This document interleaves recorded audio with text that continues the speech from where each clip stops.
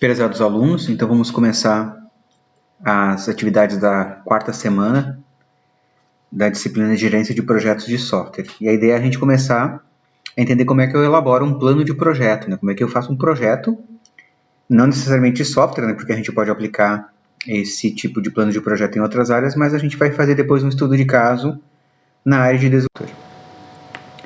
Nós temos então que elaborar a proposta com os objetivos que nós queremos alcançar, de acordo com a proposta do nosso cliente, né? Na verdade, o nosso cliente vai nos trazer a sua ideia, o que ele precisa, nós vamos elaborar uma proposta para atender esse cliente. Vamos planejar e desenvolver o cronograma, que é uma coisa muito importante, que tem a ver com a variável tempo. Quanto vai custar, isso também é muito importante. Como nós vamos fazer monitoração e revisões do projeto, para poder cumprir o que estava previsto. Selecionar e avaliar pessoas, o pessoal, os recursos humanos que vão trabalhar conosco nesse projeto. E envolve também a elaboração de relatórios e apresentação de resultados parciais e também do resultado final do projeto. Um projeto possui vários processos, principalmente quando se fala do PMBOK, porque o PMBOK trabalha com grupos de processos para gerenciamento de projetos. Por exemplo, né, planejamento, execução e controle. Planejar, o fazer e o controlar para verificar se está sendo feito corretamente. Então, o PMBOK envolve 5 grupos de processos para gerenciar projetos. Processos de iniciação, planejamento, execução, monitoramento e encerramento.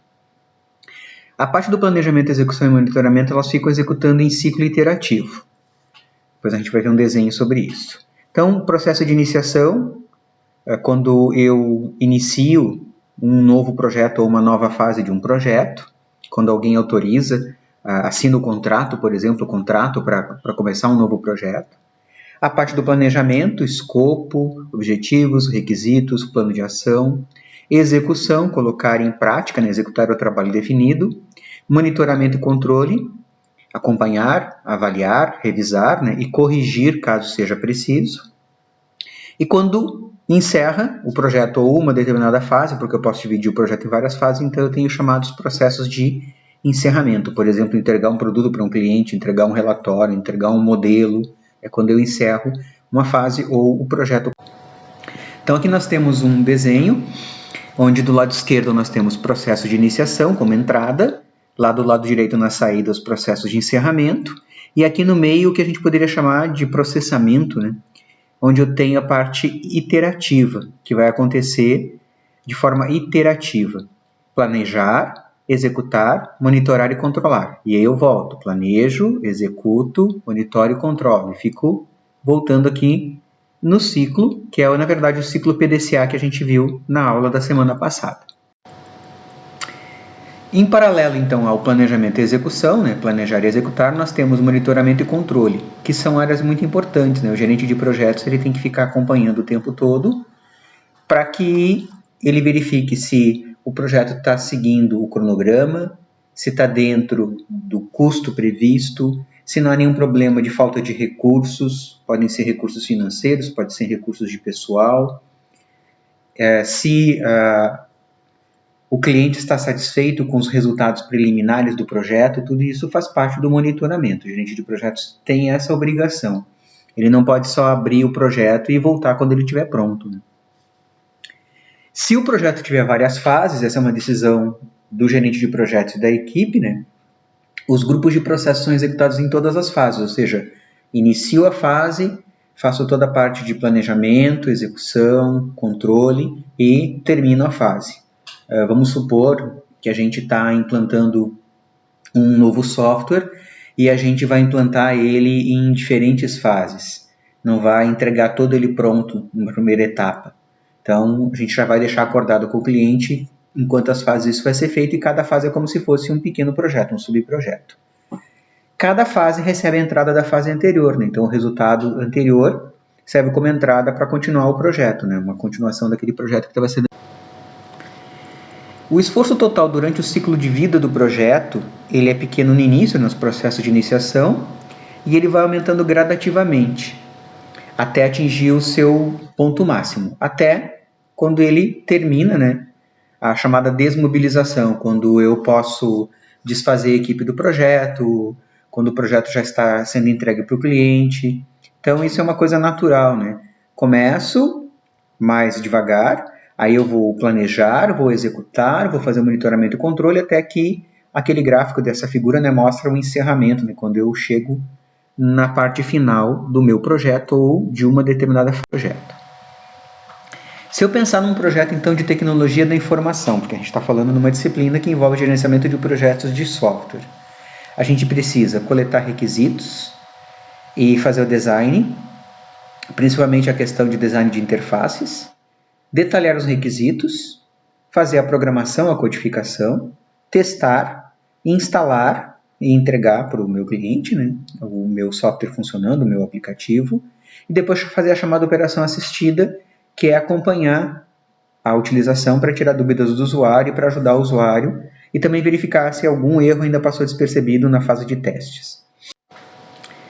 Segundo o PMBOK, o ciclo de vida de desenvolvimento do software define o quê? Tá? Que trabalho vai ser feito em cada fase do projeto, quando eu vou fazer alguma entrega e quando eu vou revisar, verificar e validar essas entregas, quem está envolvido em cada uma dessas fases e quais são os mecanismos para controlar e aprovar cada fase. Por exemplo, cada fase do projeto que eu vou entregar para o meu cliente, o cliente vai ter que assinar algum de acordo, tem algum tipo de assinatura, tem algum tipo de apresentação formal, a equipe do projeto vai se reunir com o cliente interno ou externo e vai apresentar formalmente os resultados. Então, tudo isso vai ser definido quando a gente estiver, na verdade, fazendo o projeto. No projeto, a gente já vai fazer essas coisas. Na edição de 2008 do PMBOK, eram definidas 9 áreas de conhecimento, ou 9 capítulos. A parte que eu vou falar mais tempo, que é uma parte importante, que é a integração, né? Como montar todo um projeto e gerenciar esse projeto, que é a integração do gerenciamento de projetos. Depois, os capítulos ou áreas de conhecimento sobre escopo, tempo, custos, qualidade, recursos humanos, comunicação, riscos e aquisições. A gente vai falar um pouquinho de cada um deles, né? Então, vou dar um exemplo aqui. O tempo é o cronograma. Em quanto tempo eu tenho que entregar o resultado desse projeto. Custos, quanto vai custar. Recursos humanos, quem são as pessoas que vão trabalhar na equipe de desenvolvimento do projeto. Na edição de 2013, porque o PMBOK vai sendo revisado, né, por um grupo que faz parte de um grupo, na verdade, que faz parte do PMI, né, do Project Management Institute, e que são gerentes de projeto. A experiência desses gerentes de projeto vai fazendo uma série de revisões nos capítulos. E aí, na edição de 2013, foi desmembrada a área de comunicação, e aí as partes interessadas que faziam parte da área de comunicação geraram um novo capítulo, uma nova área do conhecimento. Então, nós temos gerenciamento das partes interessadas também. Quando eu vou fazer a iniciação, quais são os processos de iniciação? Termo de abertura do projeto, pode ser um contrato, por exemplo, e a declaração do escopo preliminar do projeto, o que vai ser feito, até para a gente entender, né, onde temos que chegar. Eu tenho que saber o que eu tenho que fazer. Eu vou construir um prédio, esse prédio tem quantos andares, cada andar tem quantos apartamentos, quantos dormitórios tem cada apartamento. Eu tenho que ter um escopo, né, qual é a metragem total. Então, eu tenho que determinar isso com o meu cliente para poder fazer depois as estimativas de tempo, de custos e de recursos também. Processo de planejamento, o que eu preciso fazer? A chamada estrutura analítica de projeto, que é conhecida como EAP, que é um organograma que a gente vai ver depois como fazer, e vai fazer parte do estudo de caso que vocês vão desenvolver também. Ou em inglês, WBS, Work Breakdown Structure, onde a gente vai ter pacotes de trabalho e tarefas resumo, que vão ser as divisões do meu projeto. O cronograma, o tempo, posso fazer o cronograma em semanas, quinzenas, meses, depende do tipo de projeto. Questão que envolve os custos, recursos humanos e materiais, riscos, que tipo de riscos eu tenho na execução desse projeto. Por exemplo, eu posso ter o risco de um concorrente entregar antes de mim um projeto similar. Eu posso ter algum risco de alguém da minha equipe ter algum tipo de problema de saúde, por exemplo, e eu ter que repor uma pessoa nessa equipe. E o plano de comunicação, como é que eu vou apresentar os resultados desse projeto para as partes interessadas, para o meu cliente interno, para o meu cliente externo. Como é que eu vou apresentando todos os resultados sobre o desenvolvimento desse projeto. A estrutura analítica de projeto, a EAP ou a OWBS em inglês, é um checklist que identifica as partes do projeto e todas as tarefas que estão associadas a ele. Na verdade, a gente vai dividir o trabalho em partes menores, em pacotes de trabalho, que são uma atividade que eu vou distribuir para uma pessoa, para uma equipe de pessoas, e uma tarefa resumo, que é quando eu agrupo vários pacotes de. Então, quais são os meus processos de planejamento essenciais, né? Planejar o escopo, definir a estrutura analítica do projeto, a EAP, definir as atividades, planejar os recursos, sequenciar as atividades, o que tem que ser feito primeiro, o que pode ser feito de forma paralela, concomitante, né? Estimar a duração, porque é a questão aqui do tempo, estimar os custos, planejar os riscos, orçar os riscos, quanto vai me custar no projeto se eu já fizer a previsão desses riscos, de coisas que podem acontecer. Vou dar um exemplo bem simples que não tem a ver com software. Quando a gente vai comprar materiais para construir uma casa, e eu vou comprar, por exemplo, os acabamentos e eu estou comprando porcelanato, eu sempre compro um pouquinho a mais para pensar nos cantos, onde tem um cantinho que vai ser cortado, onde pode quebrar uma peça. Então eu vou colocar isso já no meu orçamento. Eu vou comprar 15% a mais de porcelanato, porque eu já estou planejando que pode acontecer algum problema e eu precisar também depois guardar algumas peças caso precise repor. Isso está dentro do meu orçamento de riscos. Então isso aqui tudo, planejar o escopo, definir a EAP, definir as atividades, sequenciar as atividades, planejar os recursos, duração, que é tempo, custos, riscos, vão gerar o meu planejamento global. Seria como se fosse assim, o meu primeiro documento, né, o que eu vou apresentar para o meu cliente como projeto. Quando a gente fala em tempo, custo, escopo, a gente está falando nas 3 principais variáveis que envolvem um projeto: prazo, escopo e custo. Tá? O prazo é o tempo, né? Se acontece alguma coisa aqui, eu vou ter que modificar o meu projeto. Por exemplo, eu fiz um projeto para um prazo de 6 meses, mas o meu cliente precisa que eu entregue um mês antes. Para entregar um mês antes, eu vou reduzir o escopo, eu vou aumentar o custo porque vou contratar mais pessoas, eu vou ter que verificar isso com o meu cliente. Então aqui nós temos um triângulo, onde está escrito qualidade, né? Que eu tenho que pensar na qualidade do meu projeto. Aí nós temos nas pontas do triângulo recursos humanos, riscos, comunicação, e aqui em negrito as 3 variáveis principais: prazo, escopo e custo. Por exemplo, o meu cliente teve um problema e agora quer revisar o contrato e quer reduzir o custo do projeto. Para reduzir o custo do projeto eu vou reduzir o escopo também, porque eu não vou conseguir cumprir o escopo anterior com esse novo custo. Então isso tudo podem ser coisas que vão acontecer durante o projeto e eu vou ter que estimar e vou ter que revisar. Então o que acontece quando eu falo dessas principais variáveis, né? Prazo, que é tempo, escopo e custo. Se eu ampliar o escopo, se o cliente quer mais coisas do que estava previsto, automaticamente o prazo e o custo crescem. Se o prazo precisa ser reduzido, por exemplo, automaticamente eu vou comprimir o escopo, vai diminuir o escopo, ou vou aumentar o custo, porque eu vou ter que contratar mais pessoas, porque eu vou ter que ter mais recursos. Então, essas variáveis elas são o que a gente chama de interdependentes, uma depende da outra.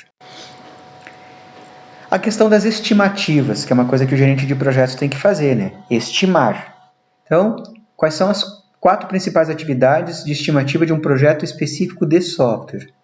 Qual é o tamanho do produto que eu vou gerar? Tamanho do sistema, o tamanho do aplicativo? Qual é o esforço empregado para executar esse projeto? Quanto vai durar e quanto vai custar? Então, as empresas que desenvolvem software, elas têm que ter algum tipo de métrica para poder saber qual é o esforço empregado para executar um projeto, para elas poderem cobrar do cliente. Então, o cliente chega lá e pede que seja desenvolvido um novo aplicativo. Quanto eu vou cobrar? 1.000? 5.000? 10.000? Mas eu tenho que saber quanto tempo vai levar, quantas pessoas eu tenho que contratar, quantos desenvolvedores, engenheiros de software, testadores, quantas pessoas para fazer o suporte, quanto tempo vai levar, 1 mês, 3 meses. Então isso tudo eu tenho que estimar, que é um processo importante, né? qual é o tamanho do produto, o esforço empregado, duração do projeto e custo do projeto. Outra questão que envolve também a questão das estimativas, né? Risco, fatores de risco, eu não posso esquecer disso, né? Então aqui do lado esquerdo tem fatores de risco. E aqui então, como se fosse um passo a passo, ó. Coletar os requerimentos iniciais, que são os requisitos. Com esses requisitos eu vou estimar o tamanho do produto. Depois, o esforço. Com esses dados de tamanho e esforço, eu vou produzir o cronograma, que é tempo. Vou estimar o custo, quanto vai custar. Vou aprovar as estimativas com o meu patrocinador, com o diretor, com o cliente externo, quem vai pagar pelo projeto. E, finalmente, vou, então, desenvolver o produto, tá? Que é chegar na resposta, entregar o resultado do projeto. O que eu preciso ter de informações? Aqui do lado direito, então, nós temos dados históricos de projeto que já foram desenvolvidos. Então, eu posso trabalhar com informações da equipe que vão usar esses dados históricos para saber quanto tempo eles levam para fazer determinada operação. É um aplicativo similar a um aplicativo que nós já desenvolvemos. Eu posso reutilizar alguma coisa? Quanto tempo nós levamos para fazer aquele aplicativo anterior? Então, isso tudo vai ajudar, esses dados históricos, a estimar o tamanho, o esforço e o tempo. O que mais que eu tenho que ter assim como informações? Que recursos eu tenho? Então, quanto eu tenho de dinheiro, quanto eu tenho de pessoas para trabalhar nesse projeto. Informações sobre o custo. Por exemplo, quanto custa uma hora de um desenvolvedor de software na minha empresa? Quanto custa uma hora de um testador de software? Aí como saída, né? Então aqui ó, tem as setas de entrada, né? Saída, estimativas aprovadas. Depois que eu faço as estimativas e o meu patrocinador diz que concorda. E quando eu tenho o produto desenvolvido, eu tenho métricas reais, ó, medidas reais de tamanho e esforço. E essas estimativas aprovadas e essas medidas reais de tamanho e esforço, elas vão lá para os dados históricos, elas vão compor a base, porque daí quando eu terminar o projeto eu tenho esses dados reais, né? Eu tinha estimado que nós íamos fazer esse aplicativo em 3 meses, mas nós levamos 4 meses. Então agora eu tenho medidas reais de tamanho e de esforço, né? Esse aplicativo, com uma equipe X, com tantas pessoas, trabalhando tantas horas por dia, nós levamos tanto tempo para desenvolver e ele nos custou tanto. Esforço, prazo e custo são algumas das informações normalmente selecionadas como objeto de medição e estimativa. Ou seja, por que eu preciso medir? Eu preciso quantificar. Isso é uma questão que a gente chama de métricas de projeto, ou seja, eu preciso medir o esforço, medir o prazo, medir o custo. São as coisas mais importantes, né? Se a gente lembrar lá dos slides anteriores, né, são as variáveis mais importantes no gerenciamento de projetos, que envolvem tempo, que é prazo, custo e escopo. Tá? Então, as métricas de projeto envolvem técnicas para quê? Para medir sistemas, então para eu poder quantificar, para ponderar riscos e para determinar marcos do projeto. O que é um marco? Por exemplo, nós já fizemos a modelagem do banco de dados, isso é um marco. Nós já fizemos o diagrama de classes, é um marco. Então, eu posso também determinar em que momento eu tenho já algum resultado preliminar desse meu. Como é que eu faço estimativa do tamanho de um software, que é uma coisa intangível, né, que é diferente de um produto que eu posso tocar, que é tangível? Existe uma técnica chamada contagem de linhas de código, ou LOC, e uma outra que nós vamos estudar nessa disciplina chamada análise de pontos de função. A contagem de linhas de código não é uma boa técnica porque eu posso ter um software com muitas linhas de código que foram escritas de forma errada, ou tem muito código desnecessário que poderia ser otimizado. Então, não seria o mais indicado, né? Um software tem 10 mil linhas e outro tem 5 mil linhas. Então, de 10 mil linhas ele custa mais caro. Não necessariamente, né? Ou ele levou mais tempo, também não tenho muito como saber. Então não é uma métrica muito correta de se utilizar. Por isso a gente vai estudar nessa disciplina análise de pontos de função. O tamanho do sistema me ajuda aqui a estimar esforço, prazo e custo. Quanto vai custar, em quanto tempo eu vou fazer e o esforço da minha equipe. Mas para isso eu tenho também que ter noções, né, de quantas pessoas eu vou ter na equipe, quantas horas por dia, qual é a produção que elas podem fazer, o quanto custa a hora de trabalho de cada um desses membros da equipe. Lembrando que aqui a gente está falando do custo e não do valor que eu vou praticar de venda para o meu cliente. Claro, se é para o meu cliente interno da empresa onde eu trabalho, o custo faz parte da planilha de custos da empresa. Mas se eu vendo software para outra empresa, eu vou ter que colocar sobre esse custo a minha margem de lucro. Então aqui a gente está falando somente de custo, quanto custa para eu. Análise de pontos de função, então, que é o que nós vamos estudar nessa disciplina, é um método padrão que faz uma quantificação de funcionalidades que eu vou desenvolver no meu sistema. E através de um ponto de função. Então, eu vou estimar quanto tempo eu levo para fazer um ponto de função. Por exemplo, a minha equipe consegue fazer um ponto de função com 4 horas de trabalho. Uma outra empresa pode dizer que a equipe dele faz a mesma coisa em 4 horas. Depende, né? 4, 8, 16, 12. Cada equipe é uma equipe. Tem mais pessoas, tem pessoas mais experientes. Então, eu vou estabelecer, né? Eu consigo fazer um ponto de função em 4 horas. Quanto custa para mim um ponto de função? Me custa R$100. Numa outra empresa custa 150, na outra pode custar 200. Aqui em Frederico Westphalen tem uma empresa que nós fizemos um trabalho de conclusão de um aluno sobre qualidade de software e eles precisavam estimar, né, os pontos de função, que é a Digifred. E aí a Digifred criou uma forma própria que eles chamaram de Digifred Points. E aí eles estimaram quanto que custava para eles um ponto de função e quanto tempo eles conseguiam desenvolver cada ponto de função. O que é um ponto de função? Claro que a gente vai estudar isso mais adiante no semestre, né? Mas para vocês terem uma ideia. Por exemplo, eu vou fazer um software que tem cadastro de clientes. Tá? Nesse cadastro tem operação de entrada, tem operação de saída, tem relatório. E aí eu vou estimar quantos pontos de função para fazer esse cadastro. E depois que eu souber quantos pontos de função, eu vou estimar quanto tempo eu levo para fazer esse ponto de função e quanto custa. Para fazer um cadastro de clientes, nós precisamos de 4 pontos de função. Se para cada ponto de função eu preciso de 4 horas, eu faço 4 vezes 4, 16 horas. Se eu disser que um ponto de função para mim custa 100, 100 vezes 4, 400. Então, se eu souber quantos pontos de função o meu software tem, eu consigo estimar o tempo e o custo. Então, como é que eu faço para trabalhar com análise de pontos de função?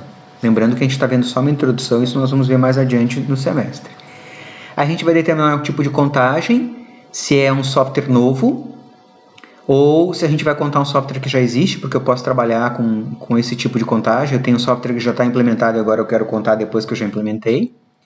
A gente vai identificar o escopo da contagem, porque às vezes eu tenho um sistema de informações que tem várias partes e eu vou fazer a contagem especificamente de uma parte. Eu quero só fazer a contagem da parte de marketing e vendas. Não vou usar agora, por exemplo, a parte contábil.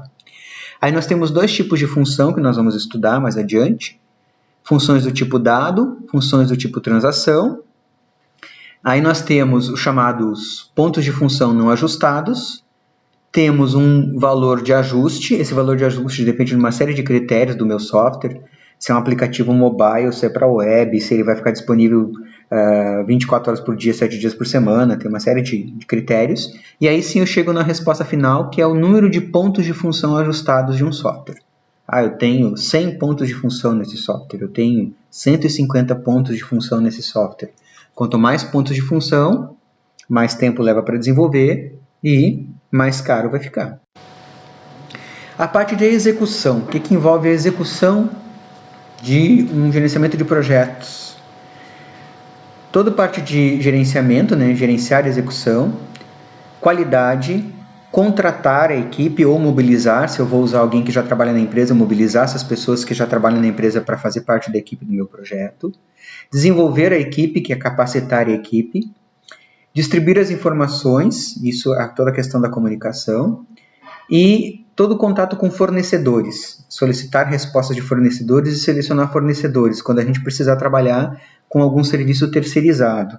Então, por exemplo, no meu projeto, tem uma parte que não vai ser desenvolvida pela nossa equipe, eu vou terceirizar esse serviço. Por uma série de questões, é mais barato, porque eu não tenho pessoas para desenvolver isso, E aí eu preciso, então, mandar uma proposta para diferentes fornecedores, selecionar o fornecedor mais adequado, cobrar desse fornecedor que ele me entregue no prazo, porque se ele não entregar alguma coisa também vai impactar no cronograma do meu projeto. Então, isso tudo também faz parte do gerenciamento.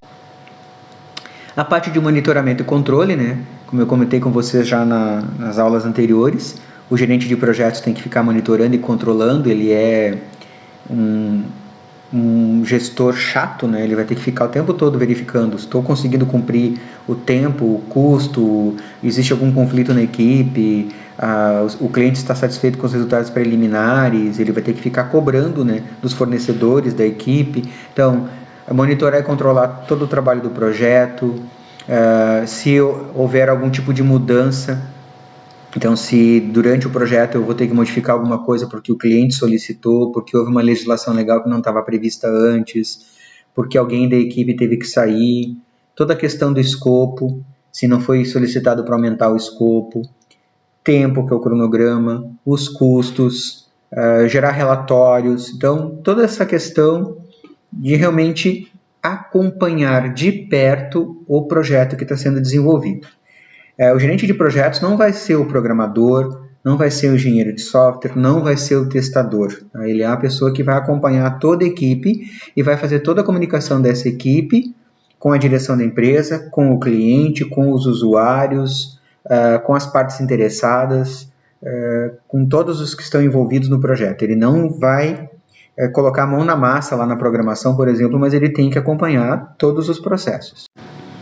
Quando eu estou com a fase do projeto encerrada ou com o projeto todo encerrado, então os processos de encerramento, vou encerrar o projeto, vai ter um lançamento oficial, eu vou fazer uma apresentação para o cliente, vai ter algum termo específico encerrando o contrato, então alguma coisa mais formal para fazer o encerramento daquela fase. Eu vou entregar algum resultado e eu digo, essa fase está encerrada, vamos começar a próxima fase. Por exemplo, eu estou implantando uma nova filial, o que é o encerramento? É a inauguração da filial, poderia ser esse um processo de encerramento.